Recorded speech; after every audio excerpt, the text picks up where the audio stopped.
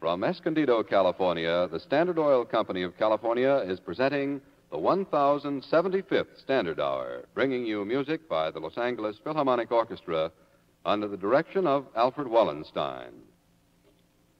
De Valkyrie is the second of the Ring music dramas written by Richard Wagner. The role of Sieglinde will be portrayed by the distinguished dramatic soprano of the Metropolitan Opera, Rose Bampton, an American singer acclaimed on the stages of 4 continents. As Sigmund, we will present the Swiss tenor Max Lichtenegg, who, after years of success on the continent, is making his American debut. We are happy to introduce our soloists, Rose Bampton and Max Lichtenegg.